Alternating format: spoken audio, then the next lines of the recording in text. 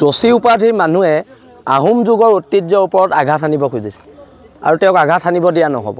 তেওঁ ৰাজনৈতিক দম্ভ দেখুৱাইছে, এই দম্ভ উফৰাই দিয়া হ'ব আৰু এই আহোম যুগৰ পুখুৰীটো সংৰক্ষিত হৈ থাকিব লাগিব। আৰু এইটো আমাৰ নিজৰ পুখুৰী। আমি ইয়াত মেডাম মেফি পাতোঁ। মেডাম মেফিলে আৰু বেছি দিন নাই। আমি মেডাম মেফি প্ৰস্তুতি ইতিমধ্যে চলাই আছোঁ। কিন্তু এটা কথা স্পষ্ট, যদি প্ৰশাসনে আজি এই ৱালখন ভাঙি নিদিয়ে তেতিয়াহ'লে আজি শিৱসাগৰ টাউনৰ ৰাইজে এখন ৱাল ভাঙি পেলাব। আমি বাৰে বাৰে প্ৰশাসনক অনুৰোধ কৰি আছোঁ আৰু আমাৰ এই সৰলতাক যাতে প্ৰশাসনে দুৰ্বলতা বুলি নাভাবে তাৰ বাবে আমি প্ৰশাসনৰ ওচৰত দাবী জনাইছোঁ। আৰু এই যোশী উপাধি ব্যক্তিজনৰ লগত আজি কামাখ্যা প্ৰসাদ তাছাৰ ডাঙৰীয়াৰ লগত মোৰ ফোনত কথা বতৰা হৈছে। তেওঁ কৈছে যে মই ছুইমিং ছ'চাইটিৰ কাৰণে 10 লাখ দিয়াটো হয়, কিন্তু মই আহোম যুগৰ ঐতিহ্যত আঘাত আনিবলৈ 10 লাখ টকা দিয়া নাই। মই আহোম জনগোষ্ঠীক যথেষ্ট শ্ৰদ্ধা কৰোঁ আৰু ইয়াৰ ওপৰত মই তদন্ত ঘোষণা কৰিম বুলি ইতিমধ্যে কামাখ্যা প্ৰসাদ তাছাই আমাক কৈছে।